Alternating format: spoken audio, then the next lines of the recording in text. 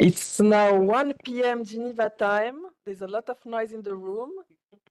People are happy to meet in person. So it's now time to launch this event. Excellencies, dear colleagues, good afternoon to who is with us here in person at the International Environment House, and good morning, good afternoon, or good evening to who is with us on WebEx, or will be watching the video of this event later. The Geneva Environment Network and the Secretariat of the Minamata Convention on Mercury have the pleasure to welcome you today for a briefing on the forthcoming sixth meeting of the Conference of the Parties to the Minamata Convention on Mercury, which we'll refer to as COP6, which will kick off next month here in Geneva under the presidency of Chile. And to formally welcome you to this event, we are joined indeed online by the president of the conference, Mr. Osvaldo Álvarez. We have also invited our host country, Switzerland, who will be closing this event. We are joined by Océane Dayer, who is the Chemicals and Waste focal point at the Swiss Federal Office for the Environment. Switzerland supports many activities related to the global chemicals and waste cluster based here in Geneva, and also many other environmental activities, and makes briefings such as this one possible. So we warmly thank Switzerland for their support. The executive secretary of the Minamata Convention is currently in Africa, in Addis Ababa, I think, but she's joining us online for this briefing. We have with us three great colleagues from the Secretariat that will brief you on the preparations, and a few other colleagues who have also joined us here in the room or online to answer your questions. We are also joined today by other actors from civil society or from within the UN system who are moving forward also this beating mercury pollution agenda. These actors and many more will already be very active and busy later this month with the online events that our friends of the Minamata Convention are holding.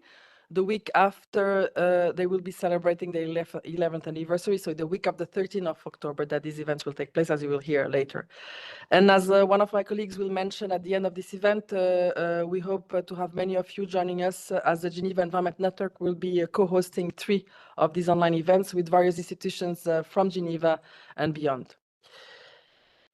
As our panelists and most of you know, this year has been another year extremely busy for who follows the chemicals and waste agenda. And we have a couple of other important milestones coming up next year, actually here in Geneva. And with that, it's now time to move to our first agenda item. And before you are formally welcomed by the President and by the head of the Secretariat, let me remind you that the documents presented, the summary, as well as the video of this event will be made available as usual on the webpage of the event.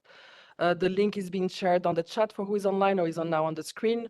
Throughout the event, those of you who are online can raise their questions by using the Q&A tool, and we have dedicated sessions on the agenda to answer these. And finally, let me also add for those who are online that the transcription is available at the bottom left of your screen. You have a slide showing you how to access it.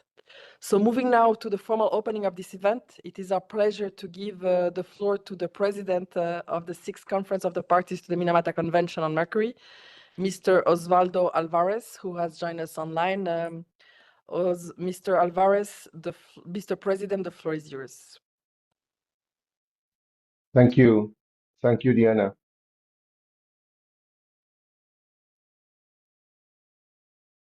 I appreciate the chance to share some thoughts on the Minamata Convention and where we stand today.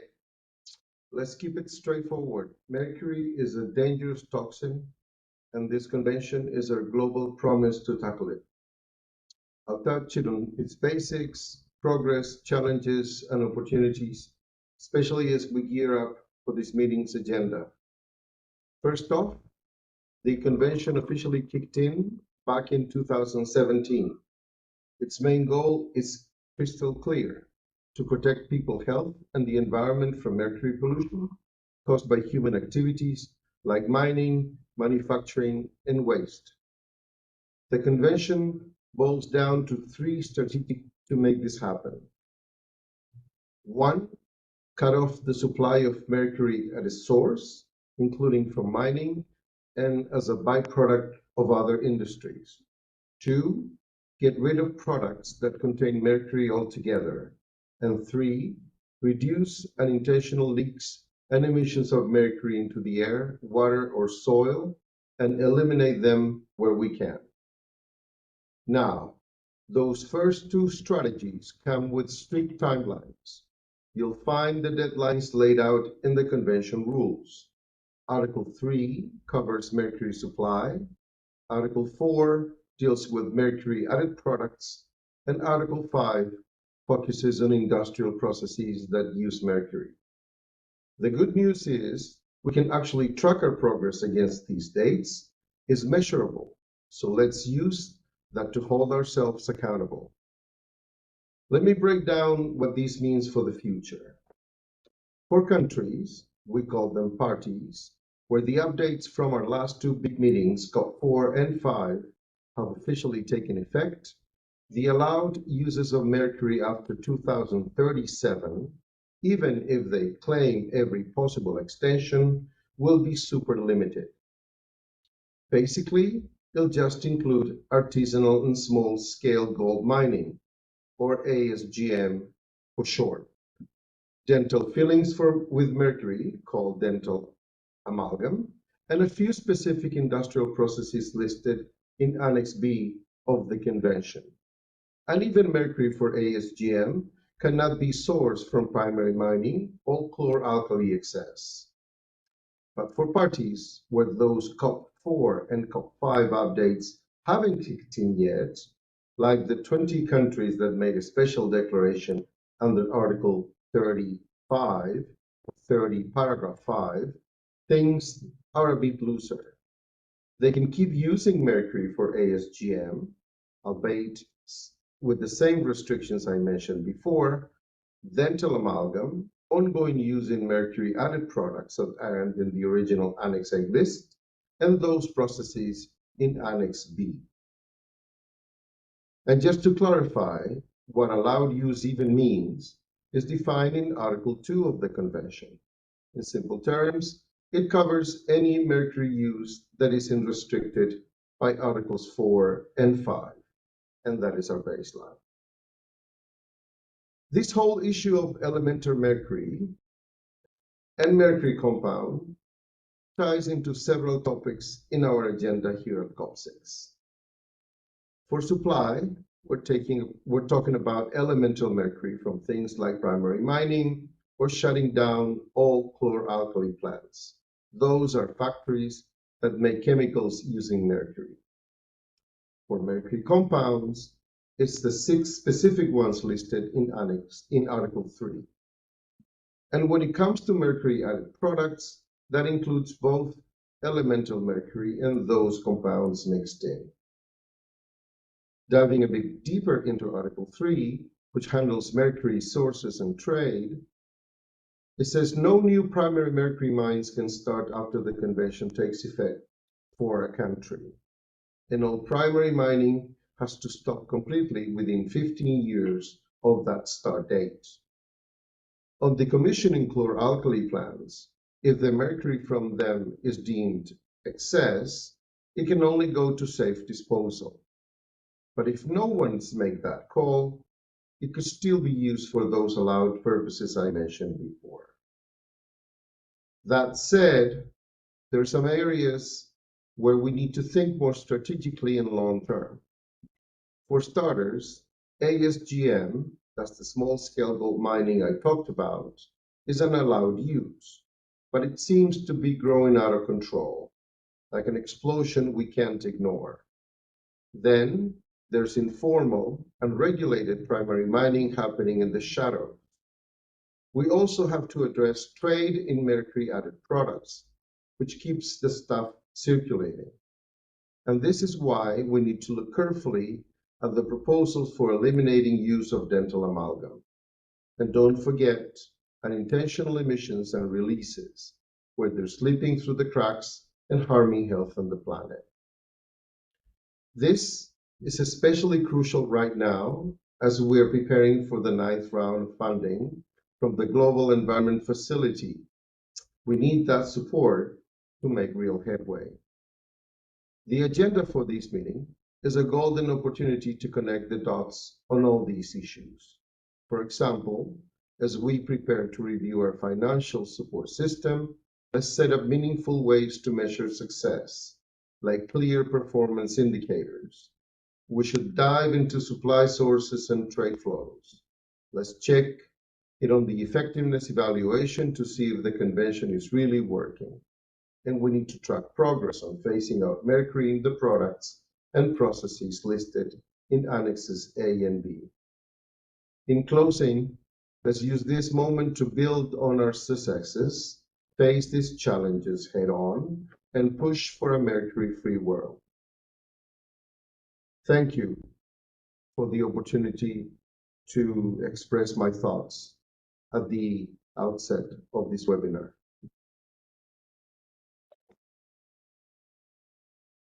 Thank you very much, Mr. President.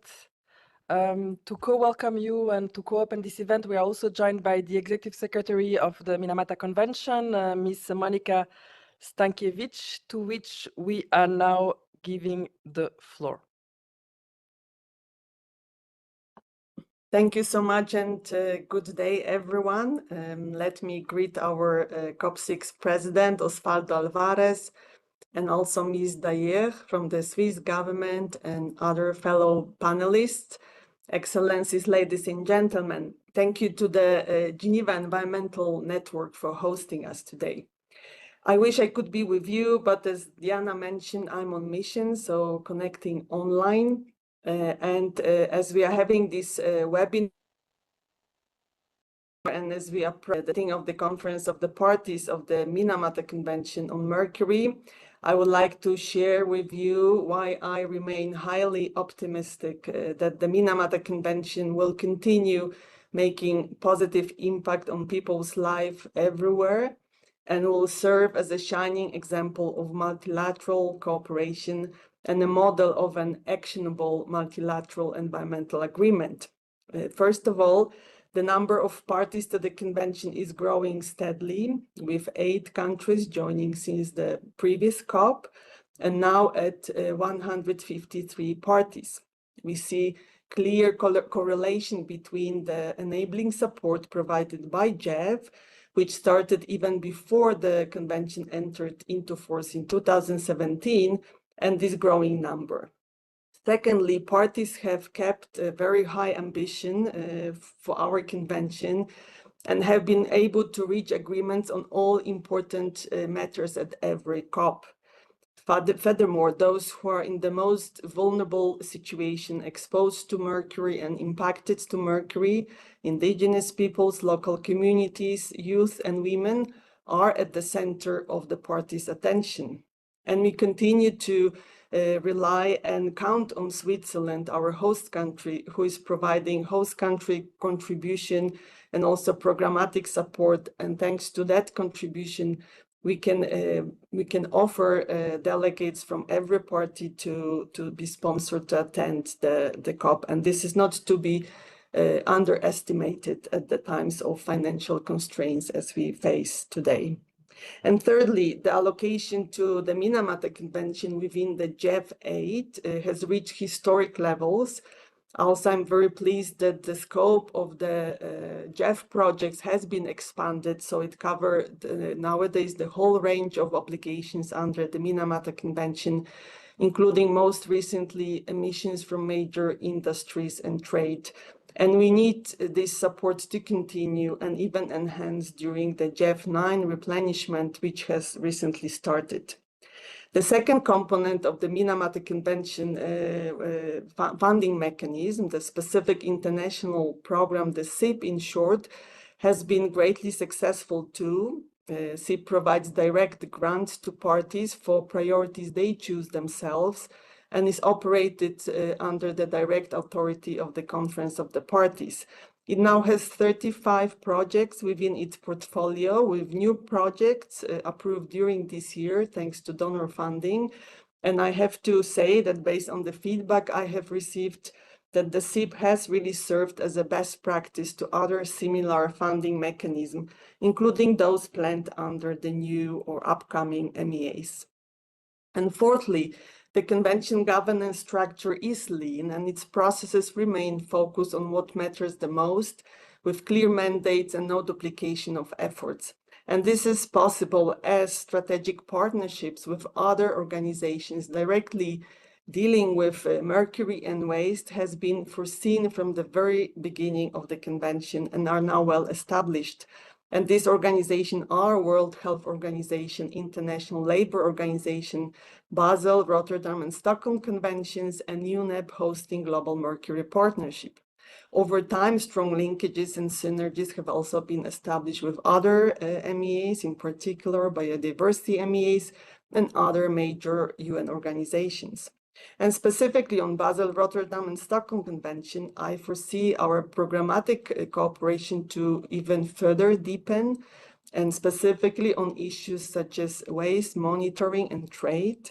Rotterdam Convention, for example, has potential to complement and support efforts under the Minamata Convention related to trade, mercury trade, through its prior informed consent procedure and information exchange provision, and we should jointly investigate this issue.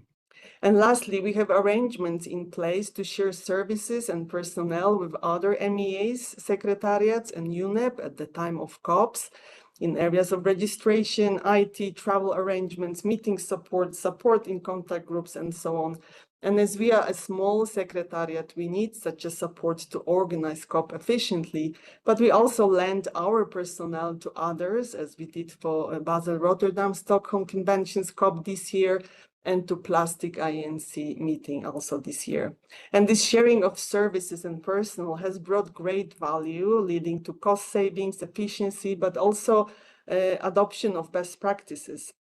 And I believe that all these features and work is making Minamata Convention ready and fit for the future within a reformed UN system.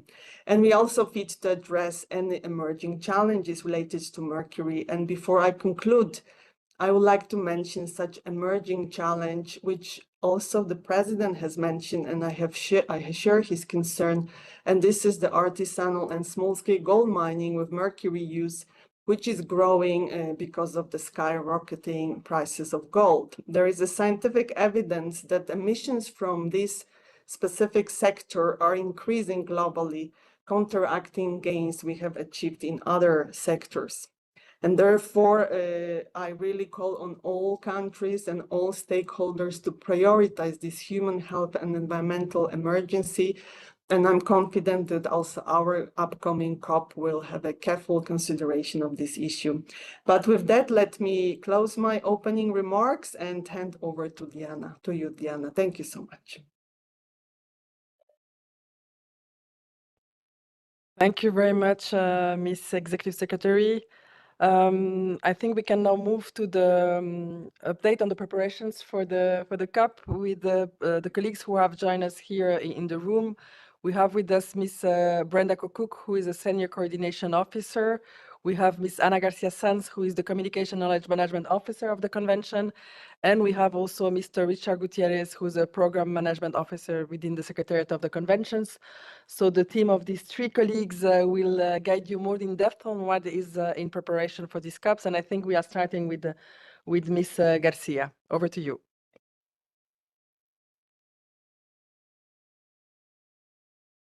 Thank you, Diana. Hello, everyone, those in person and those connected online.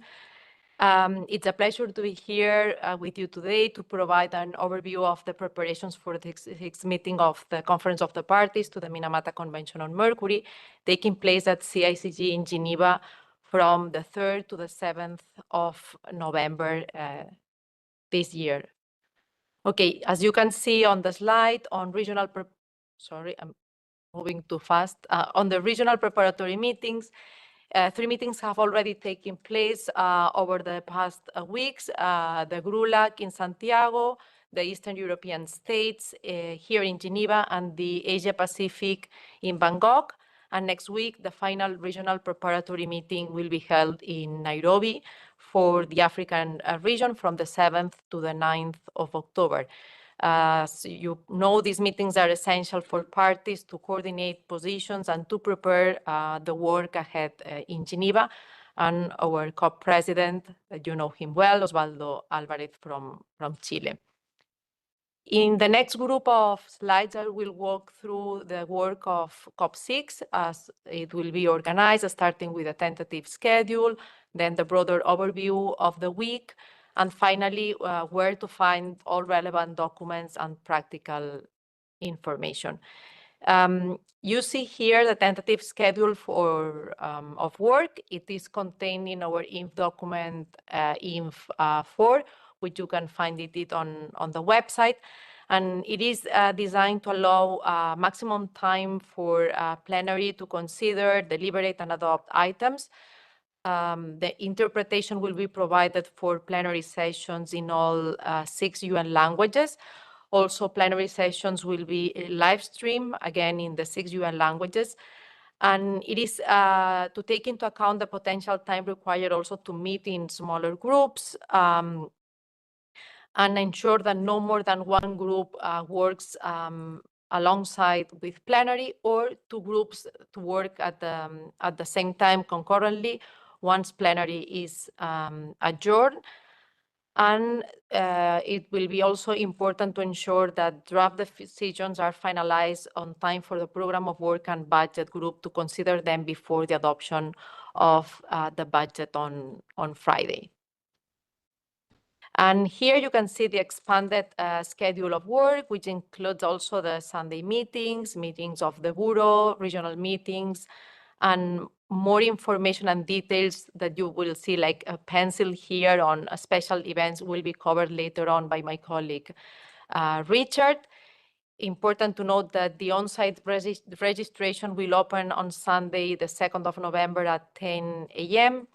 And the working hours, the idea is to support good working conditions. So as you can see on the screen, the evening sessions are not expected to extend beyond 10 p.m. Below, you'll see that a list of possible contact and other groups may be established during COP, and some of them are already tentatively identified for program of work and budget, for technical matters, which is agenda 4B on Mercury added products and processes. And a 3rd group tentatively identified is on Mercury supply sources and trade. And of course, other groups may also be established for other items on the agenda as required.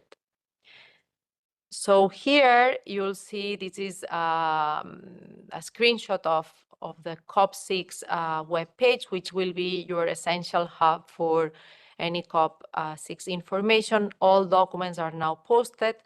Budget documents have been online since the 5th of August, and others were uploaded until the 22nd of September, which was the deadline according to our rules of procedure. Beyond documents, this COP6 webpage also hosts practical information, some media updates within the newsroom and the live blog tabs, and links to the special events and other online events happening already in October. Closer to the COP, the live streaming and the dynamic schedule tab will be displayed. And once the COP starts, you will also see 3 password protected areas for statements, conference room papers, and contact groups. And finally, from my side, a quick reminder on registration and credentials. Registration for delegates and observers is a 2-step process. Delegates details must be submitted through the Kronos online platform. And secondly, an official nomination letter or note verbal must be sent to the Secretariat. For observers, this letter should come from the head of entity, and the deadline for registration for non-sponsored delegates is the 24th of October. Regarding credentials, they must be issued by the head of state of government or the Minister of Foreign Affairs. And original credentials should be reached as ideally by the 17th of October. If not, they can still be handed at the venue, but no later than 10 a.m. on Tuesday, the 4th of November. And there's a link there and also on our website for templates in all 6 UN languages in order to facilitate this process. And finally, the credentials report is to be adopted in plenary on Thursday morning. With that, I will hand over to my colleague, Brenda, who will cover COP6 substantive issues. Over to you, Brenda. Great. Thank you, Anna, and thank you to the Geneva Environment. Thank you, Anna, and thank you to the Geneva Environment Network for engaging with us today. So my name is Brenda Kukuk. I am the Senior Coordination Officer with the Secretariat and pleased to be here today to present.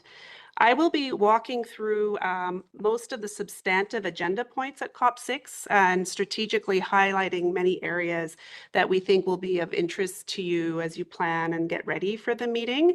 I note that Monica and our president, Osvaldo, have both given some great context on some of the bigger issues. So I think this presentation of the issues might help put into context where you may find some of the issues that they've raised in the documentation process for our meeting. So firstly, on Mercury supply sources and trade, agenda item 4A, Article 3 of the Convention addresses sources of supply and trade in mercury, laying down measures on primary mercury, mining, identification of stocks, excess mercury from the decommissioning of chlor-alkali plants, as well as on mercury export and import. It also requires parties to take measures on the control of mercury with other parties as well as with non-parties. So we have seen a lot of effort in this area over the intersessional period in response to Decision 5/2. So for COP6, the main working document is Document 5, and it provides information on exports without consent, challenges in the implementation of Article 3, such as illegal trade of mercury for small-scale gold mining, illegal re-export and transit, as well as on activities undertaken in relation to the Bali Declaration on combating illegal trade in mercury. It also includes updates to the guidance on stocks and sources in the Annex 2 to the document, and updates to the guidance on the use of forms on import and export of mercury are set out in Annex 3 to this document to assist parties in identifying, managing, and reducing mercury trade from primary mercury mining for COP consideration. So the COP has also prepared a study, or the Secretariat, sorry, has also prepared a study on the global supply, production, trade, and use of mercury compounds as requested in Decision 5/3. So this was funded by Canada and Spain. And the COP may also wish to consider a decision directly on this study in its deliberations. A deep dive online session was held on the 9th of September on this topic, and we would encourage you to listen to the recording on our website for further details if you have further interest in it. This is a very packed agenda item, and we are preparing for a possible contact group on this matter, as Anna mentioned in her remarks, in case detailed discussions need to happen outside of the plenary context. Okay, so our next topic is on agenda item 4B, mercury added products and manufacturing processes in which mercury or mercury compounds are used. So this agenda item actually has 4 sub-items that you'll see. The documents are listed here are aligned with these sub-items. So in terms of sub-item little I, amendments to Annex A, the amendment to be considered is about dental amalgam. And COP5 decided to consider 2 amendment proposals at COP6. Firstly, to add dental amalgam to Part 1 of Annex A so that its manufacture, import, and export are phased out by 2030. And secondly, to add a provision in Part 2 of Annex A about the use of dental amalgam in government insurance policies and programs. And the proposed text includes a number of square brackets that could be considered by the COP. So the COP may wish to consider this proposed amendments to Annex A and decide. The next item is sub-item 2, cosmetics, listed in Part 1 of Annex A. And this is included in an addendum document to Document 6. It contains information on challenges in preventing the manufacture, import, and export of cosmetics listed in Part 1 of Annex A. And it also, the COP may wish to consider the final report contained in Information Document 8 with a view, of course, to adopting a decision. And Monica, joining us from Addis, is at actually a workshop on this topic. So it's something that is actually really highly relevant and much discussed and being worked on at the moment. So a highly relevant topic. The third sub-agenda point under products and processes is the consideration of the feasibility of mercury-free alternatives for manufacturing vinyl chloride monomer production. So Part 2 of Annex B to the Convention provides that parties are not to allow the use of mercury in VCM production 5 years after the COP has established that mercury-free catalysts based on existing processes have become technically and economically feasible. So Document 6, Addendum Document 2, contains a report on the technical and economic feasibility of mercury-free catalysts in VCM production. And this draws on information that was submitted by 9 parties and 3 organizations in the lead up to the COP. The report concludes that while several submissions have highlighted the technical and economic feasibility of mercury-free catalysts based on existing processes, others question such feasibility. So the COP may wish to consider the report and decide as appropriate. And finally, on products and processes, there is a sub-item 4 on extension for exemptions, and the COP may wish to consider the requests for extensions from both Thailand and Bangladesh with a view to adopting decisions thereon. So you'll see with these 4 sub-agenda points, this is also another packed agenda item, and we are planning, as Anna mentioned, for a possible contact group on technical matters to cover any areas under this item that may need extra time for discussion. So those were our 2 packed agenda items, and I hope to move faster through some of the other agenda items now. So agenda item 4C is on artisanal and small scale gold mining, a very important element, of course, because as mentioned in the introductory remarks, the ASGM continues to be the sector with the largest use, emission, and releases of mercury globally, with significant impacts on human health, land, ecosystems, and biodiversity. So document 7 includes a draft decision for consideration of the COP and provides information on progress made with respect to the implementation of Article 7. So both the notifications, the submissions of national action plans, and reviews of Article 7 implementation. Also refers to engagement and participation of Indigenous peoples, local communities, and other stakeholders, often highly impacted by ASGM. And it includes identified challenges from the second short national reports for consideration of the COP. Furthermore, there is an addendum to document 7 that includes draft sections on the review of the implementation of Article 7 for inclusion in the small scale gold mining NAP, National Action Plan guidance document. So those are also for consideration to support countries. So in this item, there was also a deep dive Minamata online session that was held on the 10th of September. And again, we would encourage you to watch the video of that session if you're interested in further details in this regard. In terms of mercury waste, COP5 invited parties to submit information regarding waste management regulations and programs. And the Secretariat has compiled this information for the consideration of the COP. Next, we have financial resources and mechanism, and Monica touched quite a bit on this in her opening remarks, and we just want to also highlight the importance of this agenda item. There are several documents available under agenda item 4E, and I won't walk you through all of them, but I want to point out in particular there are updates on both components of the financial mechanism, these being the GEF and the SIP, as Monica highlighted, the SIP being the specific international program. And there is a related decision available in document 9 for COP consideration. We as a Secretariat administer the SIP, as Monica mentioned, and we're very proud of its achievements in 4 rounds of applications launched to date. And we just would like to just acknowledge that and acknowledge the important work there. So furthermore, paragraph 11 of Article 13 specifies the need for the COP to undertake regular reviews of the financial mechanism. So you'll see on the screen document 12, it includes a draft terms of reference for the 3rd review of the financial mechanism and a related decision for consideration of the COP. So that's an important outcome so that we can actually undertake the 3rd evaluation for COP7. The Secretariat is organizing a briefing on financial resources and mechanism from 1 to 2:30 on Sunday, November 2nd. So this is the day before the COP begins, and we really would encourage everyone to attend this in order to get more information and has been a chance for interaction among delegates on this important topic before the COP actually begins. Finally, we have agenda items 4, F, G, and H here put together. So we have an important agenda item on capacity building, technical assistance, and technology.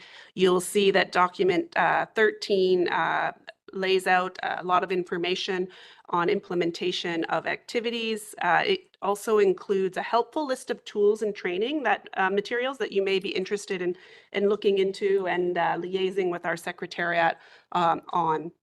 It includes a draft decision for COP consideration, and it also acknowledges the significant work that the Global Mercury Partnership UNEP does to help support also with capacity building for the Minamata Convention.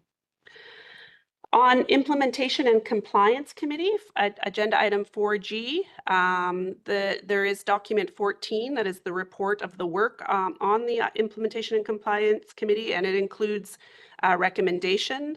So the COPS is requested to consider the committee's report, including the conclusions and recommendations. And finally, here on national reporting, we have document 615, which outlines information on the second short national reports. And this document includes a draft decision on national reporting. So through these second short reports, we have new information available in document 15 on primary mining, stocks, and sources, trade, and waste. And this document provides really insightful information on the current state of play and has helped inform other COP6 documents. So we wish to just also highlight the very high rate of reporting, 86% by parties for their second short national reports. And while there's always room for improvement, we are, as a Secretariat, are really proud of this high rate of reporting.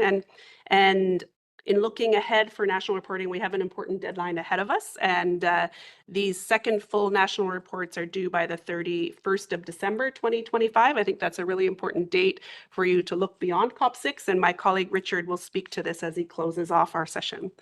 I have a couple more agenda points here to walk through as we go through. So quickly here on effectiveness evaluation, COP5 agreed that the first effectiveness evaluation will be presented to COP7, and this will be featured prominently at COP7 in 2 years. So for the moment, document 16 includes a progress report on effectiveness evaluation and a short decision to encourage continued work in this area. Parties may wish to be thinking about COP7 marking the 10-year anniversary of the entry into force of the Minamata Convention. So this may present a really timely opportunity to reflect on the work and the successes and achievements of the convention at that time. We have a number of items here, agenda items 4, J, K, and L. Many are more cross-cutting items that you will see. We have sub-item JI on strengthening the effective engagement of Indigenous peoples as well as local communities. And we have a report on the needs and priorities in this regard. As well, sub-agenda item 2 talks about the activities to address health concerns of women and children. And these are important communities that are engaged in the convention raised by Monica, particularly in her open remarks. So we would encourage you to look at these items and think about how to move forward in that area. We also have a document, agenda item on knowledge management. And since COP5, we've seen much progress in implementing the digital strategy, and this is described in document 19 on our website. You will also see with a proposal under knowledge management on how to move forward with a Minamata Convention exchange platform, and this is contained in information document 26.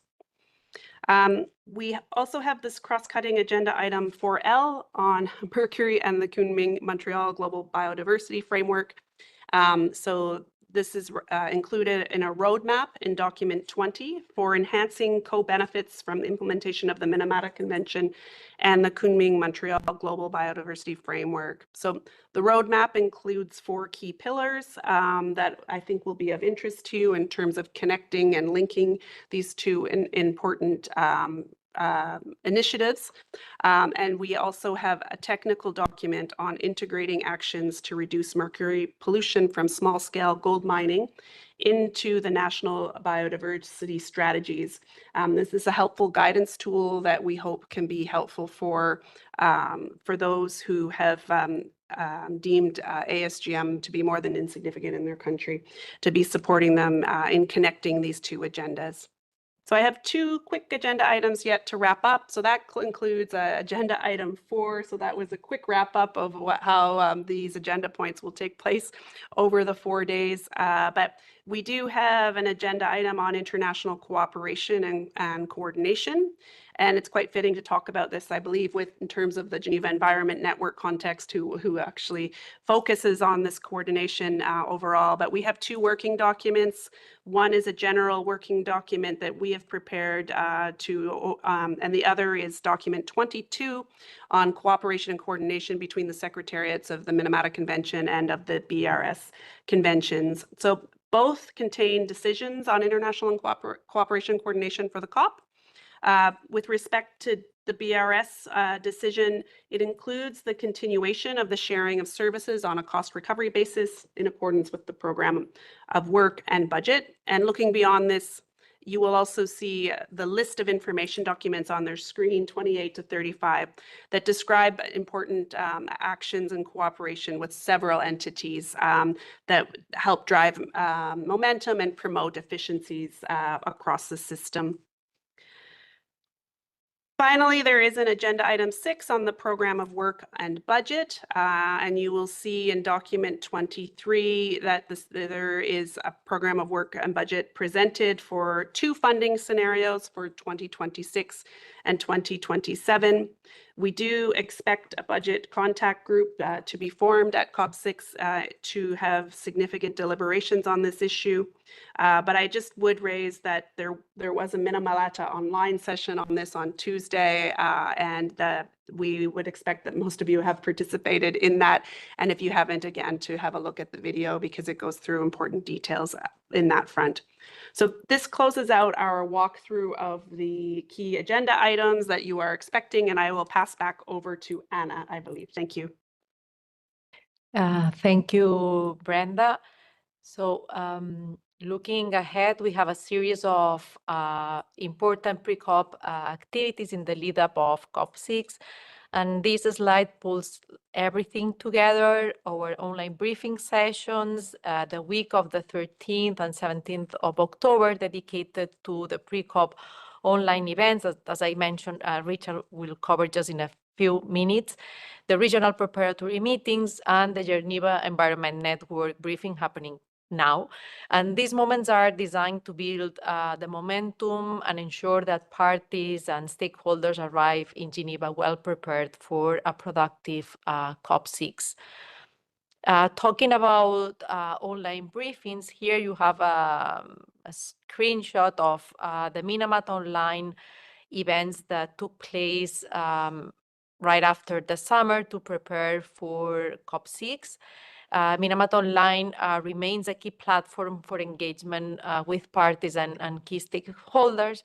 And since the end of August, we have conducted 2 deep dive information sessions on COP6 documents. And as Brenda mentioned, there were like other specific sessions for Mercury supply sources and trade, ASGM, and program of work and budget. All these pre-COP sessions and thematic briefings are recorded and are made available for wider audiences on the website, so you can go to the website and check them, except for the program of work and budget, which was a closed-door session. And with that, now it's your turn, Richard, to cover COP6 event. Thank you. Thank you very much, Anna and Brenda. My name is Richard Gutierrez. I am the Program Management Officer for National Reporting, and I'll be very happy to walk you through the other COP6 events. So Brenda has gone through the substantive topics.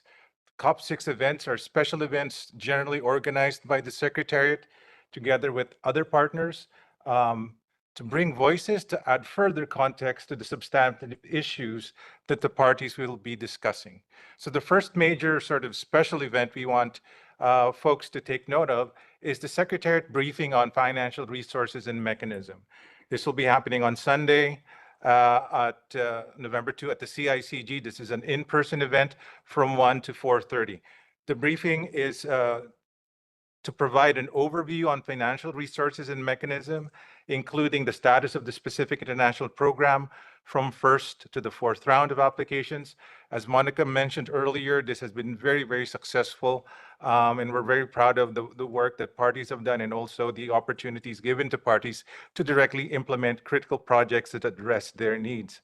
The other item that will be tackled in this event is the GEF support to eligible parties from GEF 6 to GEF 8 and the status of the GEF 9 replenishment process. And then lastly, the third review of the financial mechanism.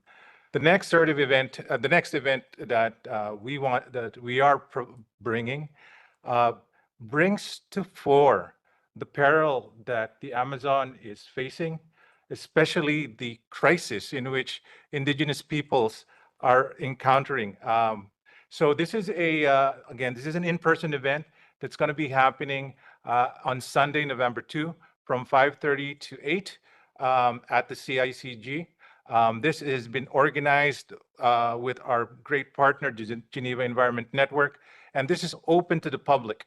So we have 3 wonderful speakers. So this is more of an interactive dialogue. We have 3 wonderful speakers who will be with you. Fernando Trujillo, the Rolex National Geographic Explorer, Eileen Miyoko Smith, researcher, photographer, and co-author of Minamata with Eugene Smith. And then lastly, Jorge Bodansky, the film director of The Amazon, The New Minamata.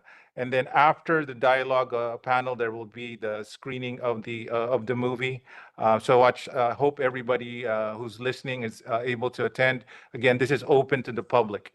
The next event that I'd like to present to you is called Driving Effective and Inclusive Implementation of the Minamata Convention on Mercury. This is happening on Monday, November 3, from 1:15 to 2:30.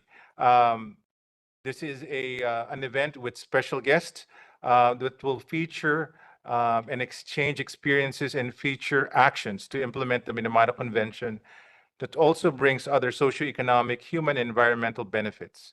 It features diverse voices, both from high-level representatives from parties, IGOs, multilateral environmental agreement secretariats, NGOs, and importantly, indigenous peoples, youth, and scientists engaged in environmental causes. So from the special events, we go to other events at COP6. So for those of you who have attended our COPs, there's usually three events related. We have the pre-COP6 online events. Diana already highlighted earlier, this is going to be happening on the 13th to the 17th of October.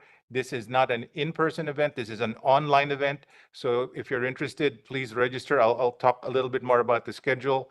So the pre-COP6 events are an informal platform for parties and observers to share knowledge and information ahead of policy discussions at COP6. The next event that you will see on the screen is the Knowledge Lab sessions. These are 45-minute interactive sessions held at the COP at CICG.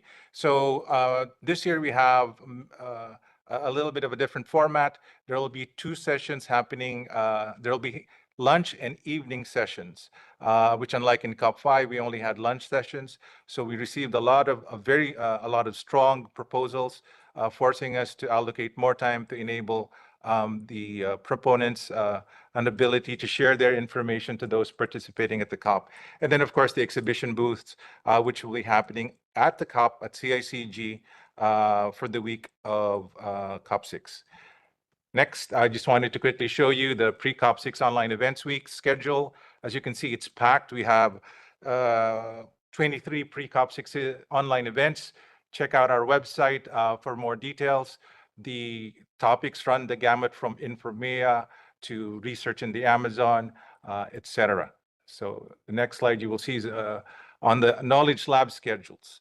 So as I mentioned, we have lunch and evening sessions. It's generally for 45-minute sessions only. So at lunchtime, it's 2 to 2:45, and in the evening, it's 6 to 6:45. So watch out for that. Again, wonderful, wonderful proposals. We have, just wanted to call your attention, we have high school students from Minamata coming over to present their research on the topic. So it's, again, efforts by the convention to reach the youth and engage the youth to ensure that they are part of the process to build a stronger Minamata Convention. So this is another extension of the Knowledge Lab schedule. Moving forward, exhibition booths. We have 15 exhibitors. Want to call your attention, we have a special photo exhibit from the Minamata Photographer's Eye Project. These are 9 photographers who are exhibiting their work on the issue of Minamata. Lastly, as Brenda mentioned, and as the National Reporting Officer, I just wanted to call your attention to the important deadline coming at the end of this year, 31 December 2025, the second full national reports. For those of you who are not familiar, the full national report is a 43 multi-tiered questions. So it embodies a lot of the issues that are going to be covered by COP6. And it's very important. The national reports are the foundation information for the Conference of Parties to get their information. It also serves the Implementation and Compliance Committee, and it also serves the Effectiveness Evaluation Group. So getting not just good numbers, but as broad as possible from many parties provides these bodies a better understanding of the context that each countries are facing in terms of implementing and achieving their objectives, their efforts to meet the objective of the convention. And I believe that's my last slide. Thank you very much. I'll pause and pass the mic to Deanna for questions and answers. Thanks. Thank you very much, Richard. I just wanted also to complement your presentation. There will be also a couple of events happening in the margins. There's an exhibition downtown organized by our colleagues from UNEP and Jeff, and there is also a conference happening in one of the evenings. So maybe a colleague joining us online can update you on that, but it will be mentioned in the resources that we'll be sharing. I wanted to share a couple of questions that came online. So maybe the most urgent pour les personnes qui ont posé la question s'il y avait une interprétation vers le français. On l'a annoncé au début. Il y a un bouton pour accéder au transcript dans plus de 100 langues. So, j'ai répondu à votre question en ligne, mais n'hésitez pas à actionner ce bouton. So now moving back to English, and to one other questions asking was, where can we find the presentation and what was presented? As soon as the event is over, it will be posted on the webpage of this event, and you have also links from the Minamata Convention website. If there's no urgent question here in the room on clarifications, I would suggest that we move forward to the stakeholders' perspectives before we reopen the floor to questions. And we will start with the Michael, who has joined us online. Let me just move him here to the stage. Mr. Michael Bender is the director of the Mercury Policy Project and the coordinator of Zero Mercury Working Group. And with that, Michael, we give you the floor for some perspectives from your end on the upcoming Conference of the Parties. Great, and thank you very much. And I appreciate the opportunity, and I'm wondering if load the slides, please. There we go. Thank you. My name is Michael Bender, and I co-lead the Zero Mercury Working Group and also the UNEP Global Mercury Partnership Products Area.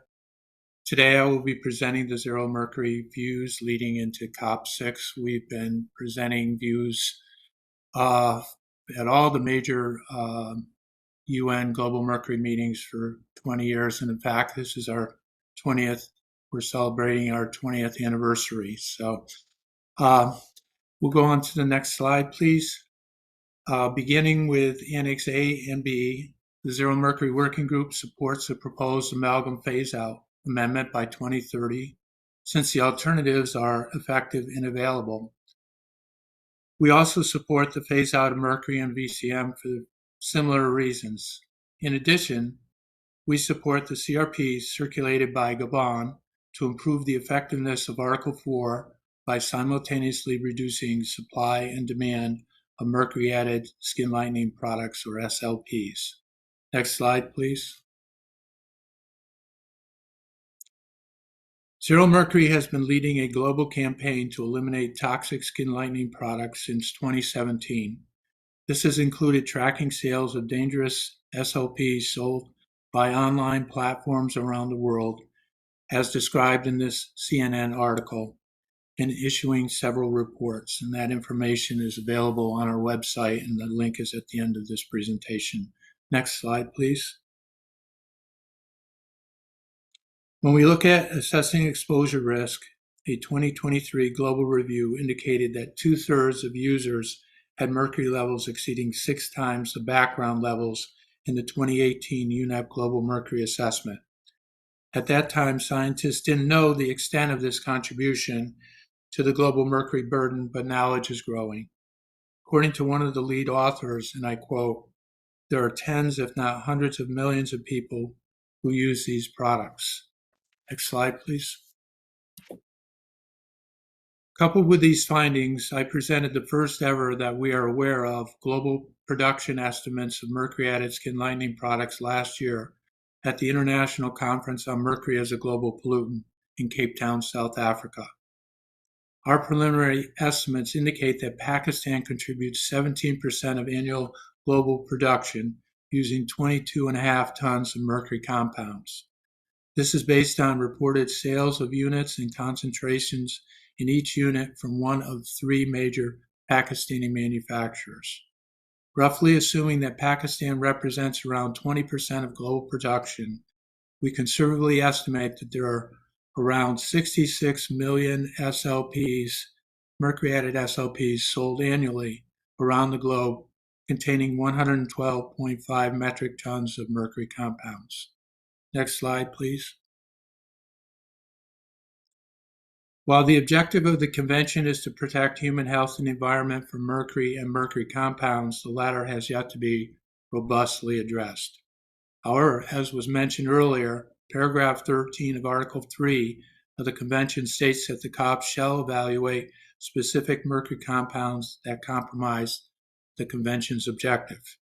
As such, we recommend that COP6 establish 2 open-ended working groups, the first to work on addressing mercury compounds, in particular the detrimental use in skin lightening products as well as other use, and the second working group, open-ended working group, to accelerate the closure of primary mining feeding mercury illegally to artisanal small-scale gold mining, while eliminating the loopholes that benefit the traffickers and improving the reporting and the enforcing to reduce the mercury trade in ASGM. Zero Mercury also recommends that the Secretary work closely with parties and support experts in their efforts to harmonize data collection methodologies for the effectiveness evaluation. And in closing, last slide, please. More information, as I mentioned earlier, is available on our website regarding mercury-added skin lightening products, along with our database of over 1,000 tested products. Also, as Richard mentioned earlier, should you be interested in the webinar, the pre-COP webinar in mid-October, which will be co-hosted with the Sri Lanka Consumer Affairs Authority, and we look forward to sharing our experiences in engaging online platforms and voluntarily enforcing restrictive product policies for mercury-added skin lightening products. So thank you very much, and welcome any questions. Thank you very much, Michael, for sharing these perspectives and updates, and also for all the work that you are doing. We'll now move to another angle, perspective. We are joined online by a youth representative, so let's us give you access to this youth perspective. Alice McLellan, sorry for this. You can open your camera, dear Alex. It's really a pleasure to have you here. You are a member of the Chemicals and Waste Youth Platform and Global Indigenous Youth Caucus, and you co-lead the Mercury Youth Task Force. So with that, dear Alexis, you have the floor. Haitai gusto tuganabira wanne ufugushkua chan yaibin watta yafa fuje tukazan kuchinda karaja bitan watta muntu ya egun yaibin yuta sargutunige sabira. Hi everybody, my name is Alexis McClellan Ufugushka. I'm an Uchinanchu Indigenous youth from the Ryukyu Islands, but I'm coming at you today from Amamutsun territory, also known as Santa Cruz, California. I'm a longtime member of both the Global Indigenous Youth Caucus and Chemicals and Waste Youth Platform, and I'm serving as one of the Indigenous youth liaisons between the two constituencies for the Minamata COP6. Next slide, please. The youth mobilization for COP6 is being co-led by both GIYC and Chemicals and Waste Youth Platform and includes broad engagement of a coalition of youth-led organizations and sister constituencies in the UN system, including YOUNGO, the youth constituency to UNFCCC, UNCCD Youth Caucus, and the Global Youth Health Caucus youth constituency to the World Health Organization. Next slide, please. The Global Indigenous Youth Caucus is comprised of Indigenous youth from various states, organizations, socioeconomic and cultural backgrounds from each of the 7 sociocultural regions. Ever since the first session of the UN Permanent Forum on Indigenous Issues, or UNPFII, young Indigenous participants have gathered together and developed statements and positions voicing concerns of Indigenous youth in various international bodies, mechanisms, and processes. Indigenous youth have responsibilities to our peoples, but also commitments to each other in forging a future that upholds Indigenous rights. The Chemicals and Waste Youth Platform serves as the largest global coordination hub for youth and youth-led organizations focused on chemicals, waste, and pollution, now comprising over 3,000 members from 150 countries. It continues to channel youth perspectives into the implementation of the GFC, particularly following significant engagements at ICCM5, the BRS COPs, and soon at Minamata COP6. Next slide, please. In 2023, the youth constituency played a constructive and solutions-oriented role in negotiating the global framework on chemicals by presenting the Global Youth Declaration on Chemicals and Waste, a collective statement developed through contributions from hundreds of young people. This declaration outlined 14 core demands for a sustainable, equitable, and toxic-free world, including prioritizing protection from hazardous waste for children and adolescents, and integrating chemicals and waste issues into education systems at all levels. It now serves as a roadmap guiding youth engagement with the Global Framework for Chemicals.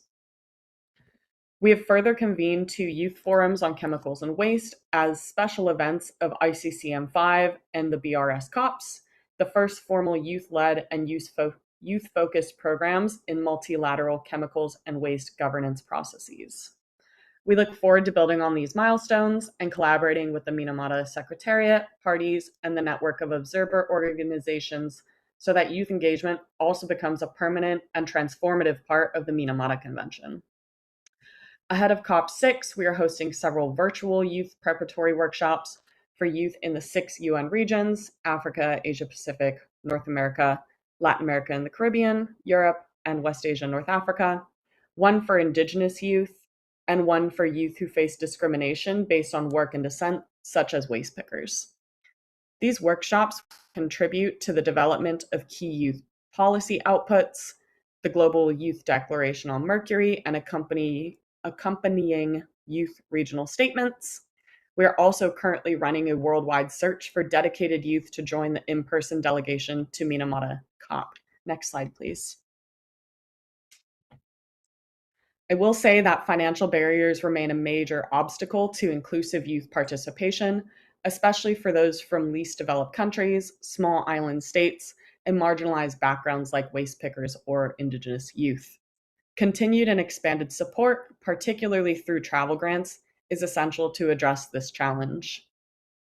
Through Chemical and Waste Youth Platform's collaboration with the Global Indigenous Youth Caucus, we've had a wide circulation of our travel grant application, and we have already seen an unprecedented number of Indigenous youth apply to attend.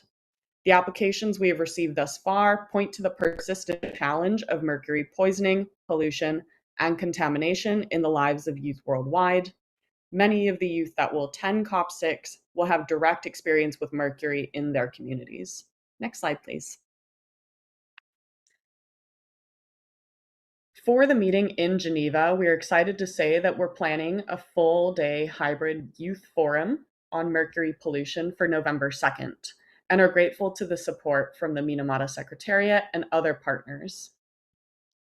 This event will be one of the first of its kind, focused specifically on youth and children's exposure to mercury and promoting their effective participation to achieve the objectives of the Minamata Convention. This event will be hosted against an important backdrop of increasing formalization and advancement of youth engagement in the United Nations, including the Pact for the Future 4 on Youth and Future Generations, establishment of the UN Youth Office, and launch of the Youth 2030 Phase 2. We've also got a few concrete goals for the meeting itself. The first is to provide an overview of the health and rights impacts on mercury pollution on children and youth, and entry points to strengthen the recognition, safeguarding, and participation of youth in the Convention's work.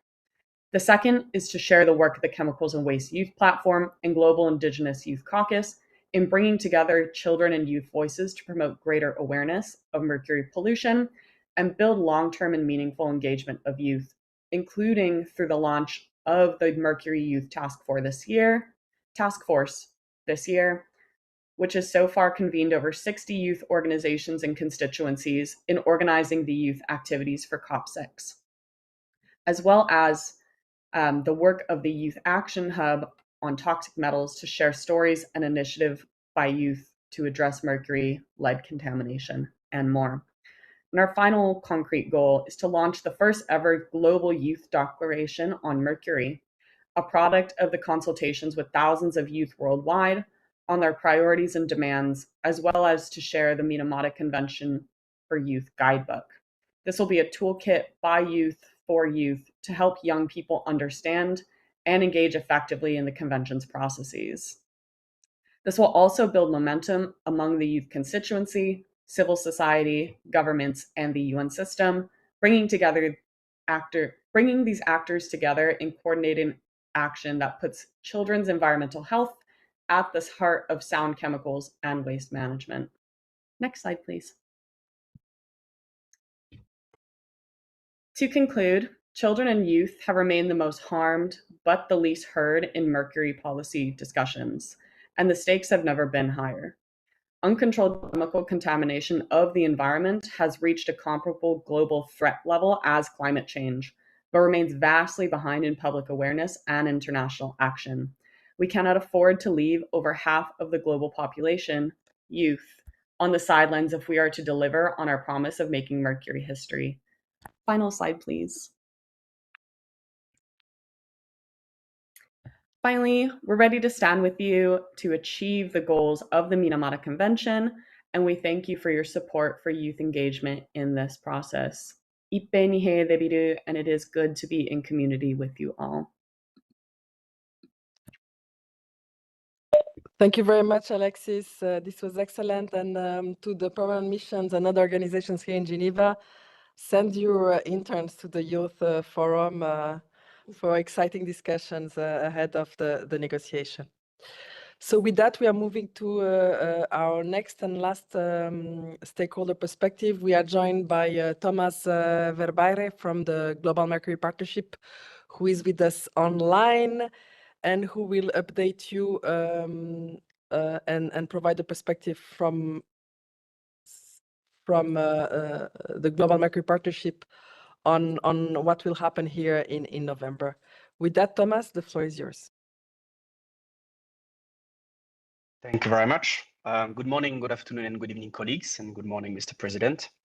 So my name is Thomas Verbaer. I am part of the Secretariat of the Global Partnership in UNEP.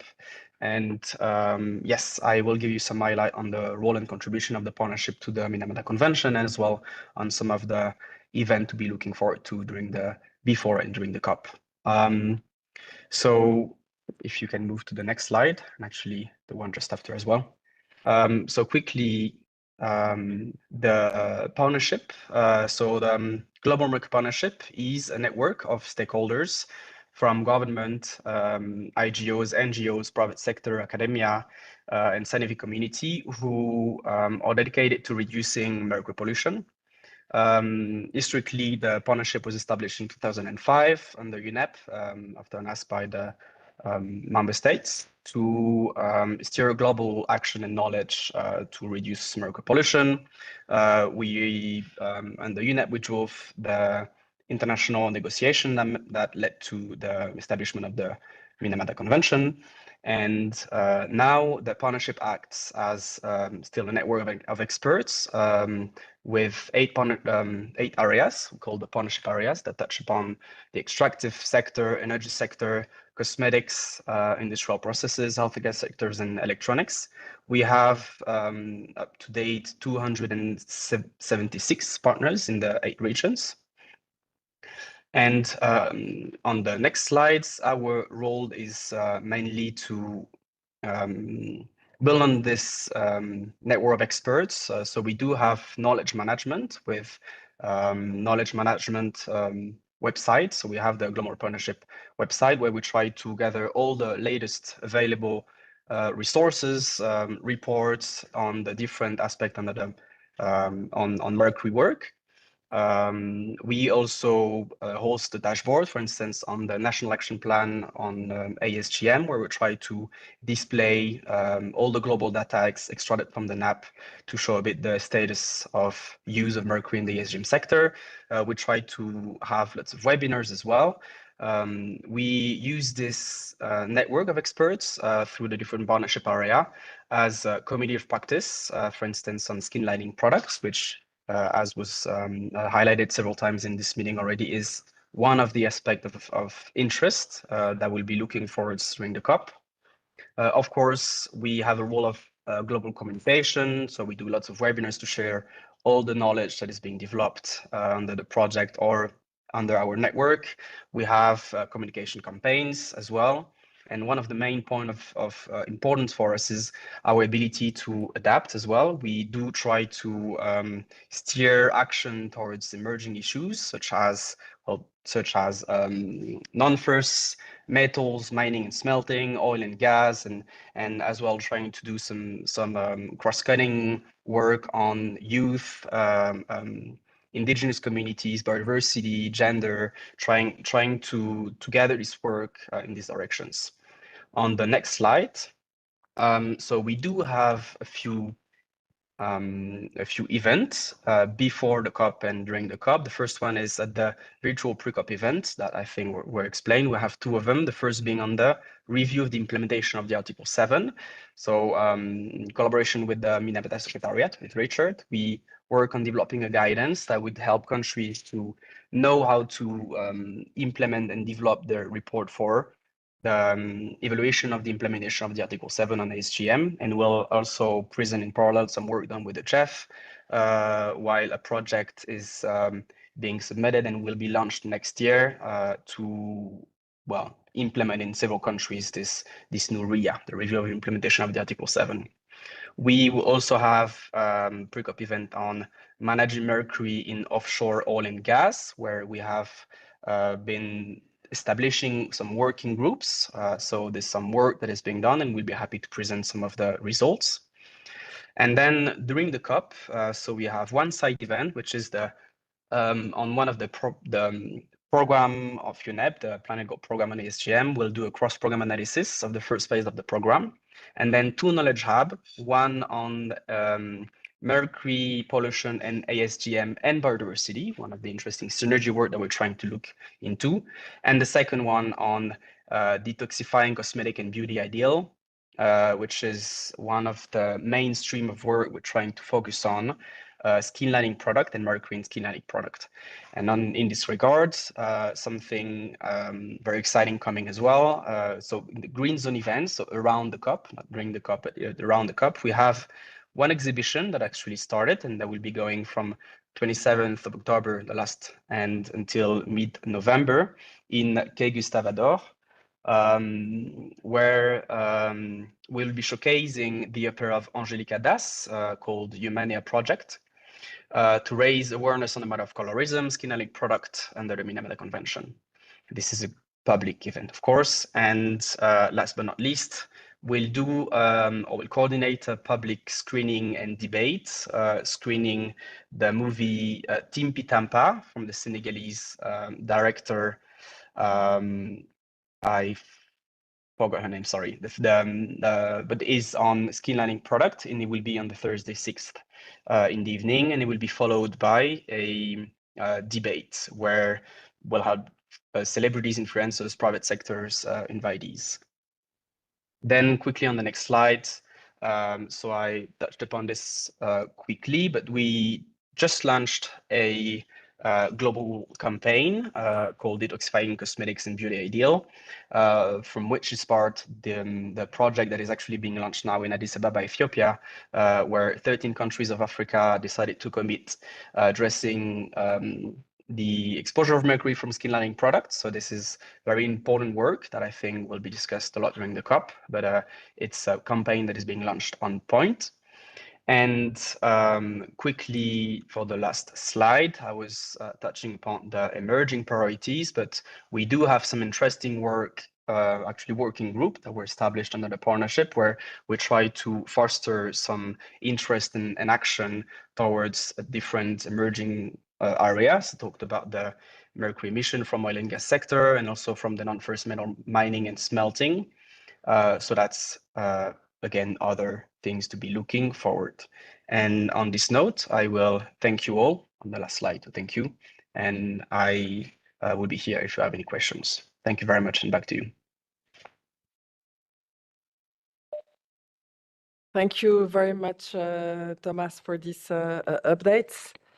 And I see that you refer to the green zone. So often green zone in Geneva is what is not CCG or what is not Palais des Nations.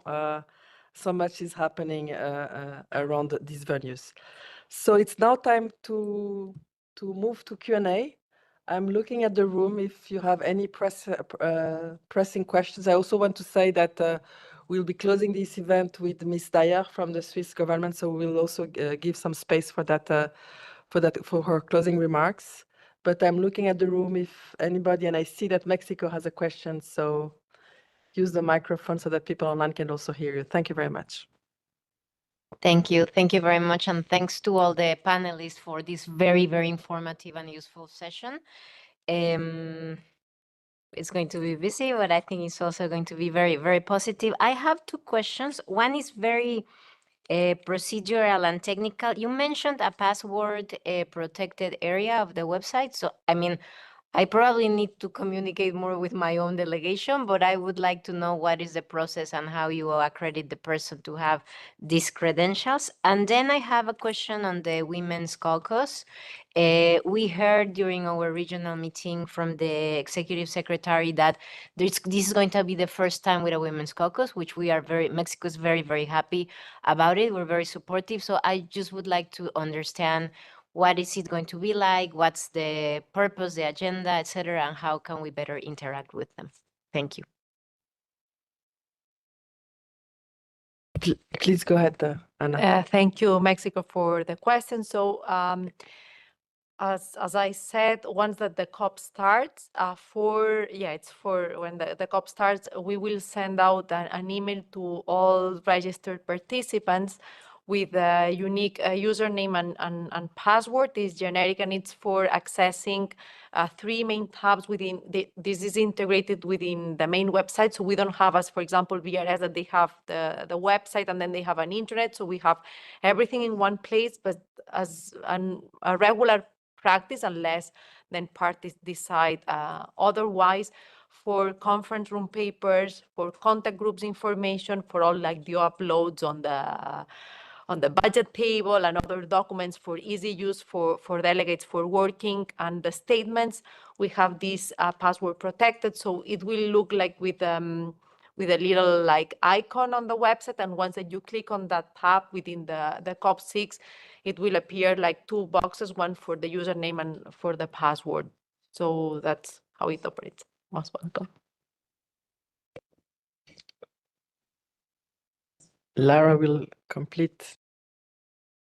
Yes, thank you. So I am the legal officer with the Secretariat. I'm Lara Ognibene, and I'm also the gender focal point. So regarding your question on the caucus, indeed, this will be the first COP where we will have a women's caucus established.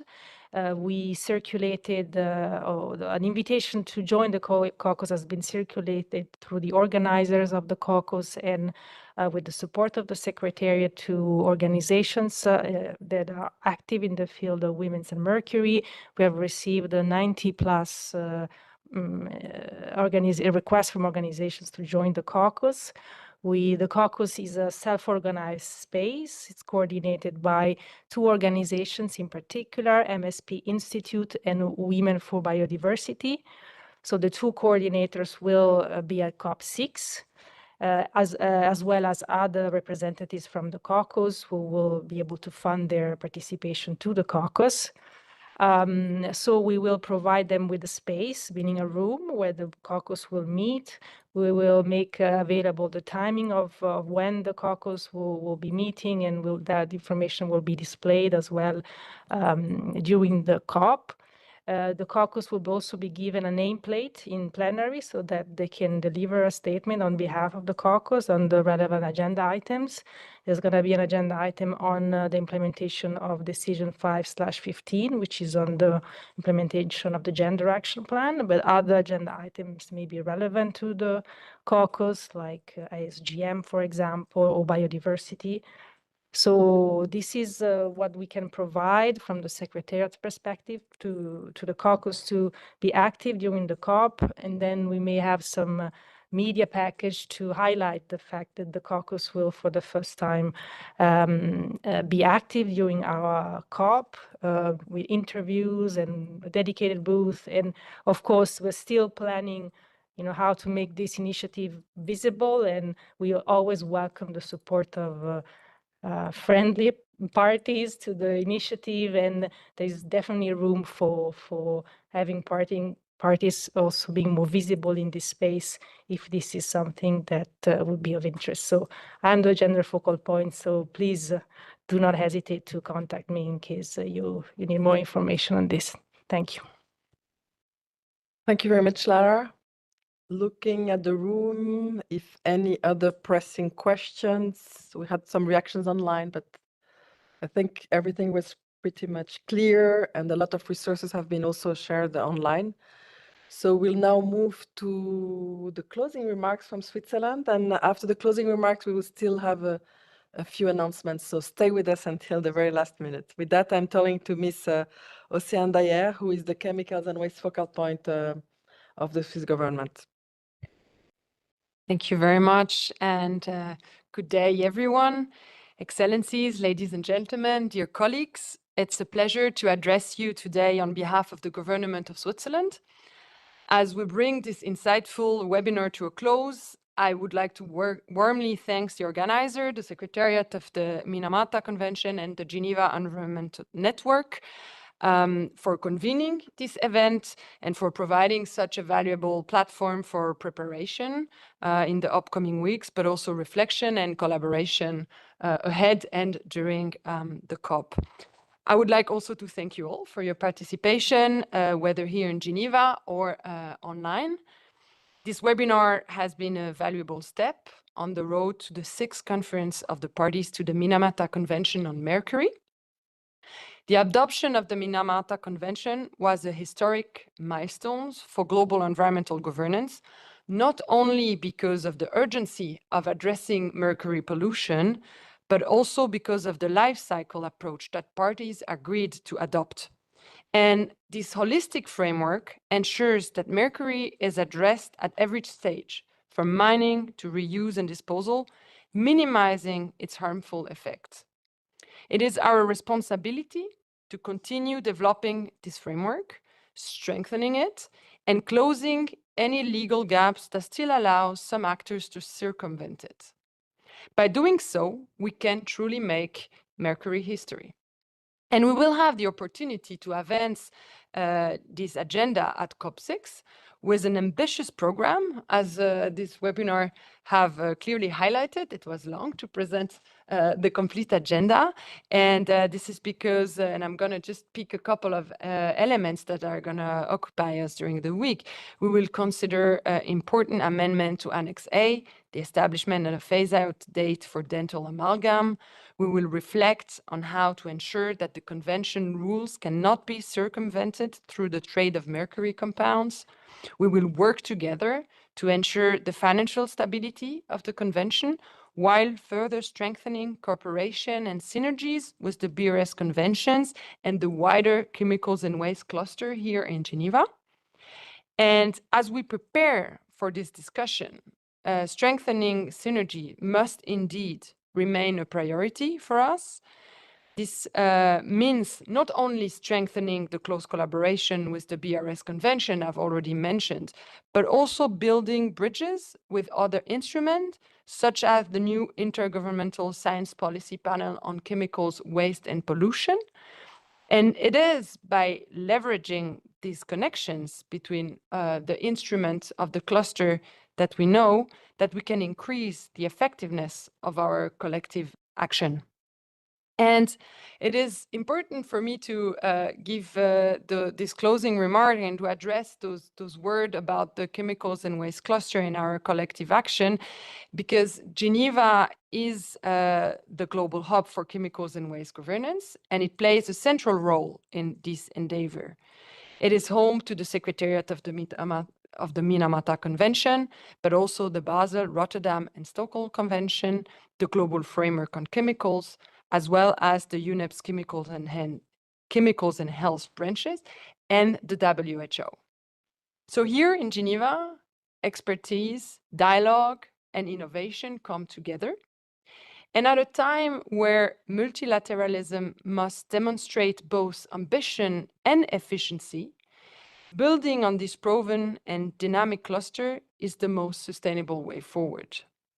And as we close, let us draw inspiration from the progress achieved within the Minamata Convention and the broader cluster on chemicals and waste. And let's also keep in mind the important task that still lies ahead. Protecting human health and the environment from the harmful effects of mercury is a journey that demands vision, cooperation, and sustained commitment. Thank you once again for your participation here and online. I wish you every success in preparing for the upcoming Conference of the Parties, and I'm very much looking forward to welcoming many of you very soon in Geneva. Thank you. Thank you very much, Ms. Daya. I think we can applaud all our speakers today for their efforts in updating us. And I would also now like to give the floor to my colleague, Claudia Schiavelli, who is online and who will update you on a few things that are upcoming. So, Claudia, the floor is yours. Thank you, Diana, and thanks to all our panelists for their insights and bringing us into the light of Minamata COP6. It's now my pleasure to inform you about the Minamata COP6 online events the Geneva Environment Network and partners are organizing. So starting on 14 October, together with the International Pollutants Elimination Network, or IPEN, we will host a session titled Strengthening the Minamata Convention, a New Approach to the Global Mercury Trade and Use in ASGM, where we will highlight the urgent requirement to amend the convention to accelerate the end of primary mercury mining, further restricting the trade of mercury, and establish a phase-out date for the use of mercury in artisanal small-scale gold mining.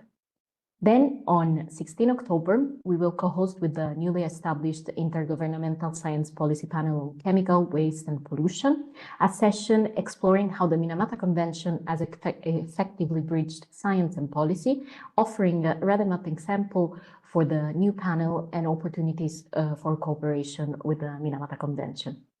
And the last session will be held again on 16 October, and it will be co-hosted with the special procedures of the UN Human Rights Council, the United Nations Office of the High Commissioner for Human Rights. The panel, which will include, of course, insights from the Special Rapporteur on Toxics and Human Rights, Indigenous Peoples, and other experts, will share how mercury exposure, included from ASGM, impacts human rights of Indigenous peoples and identifies ways to strengthen the human rights and participation of Indigenous people in the implementation of the Minamata Convention. Of course, all the information on the events and registration links are available through the Minamata Convention website and the Geneva Environment Network website, and the link will be shortly shared in the chat. So we look forward to welcome you at the session for fruitful discussions. And with this, I wish to thank all our panelists and attendees for your inputs today, and I wish you all a great day ahead.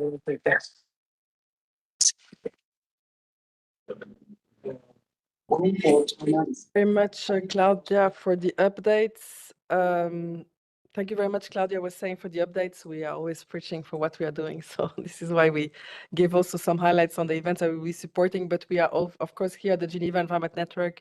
We have a few other upcoming briefings, so stay tuned.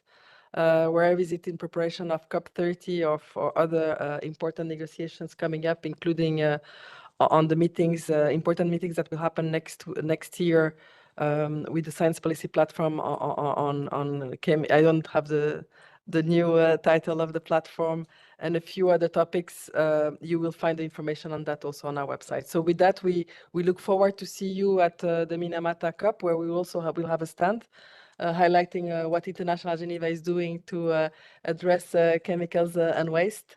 And other topics. And thank you for those who make it here in person and those who made it online and have a great afternoon ahead. Thank you.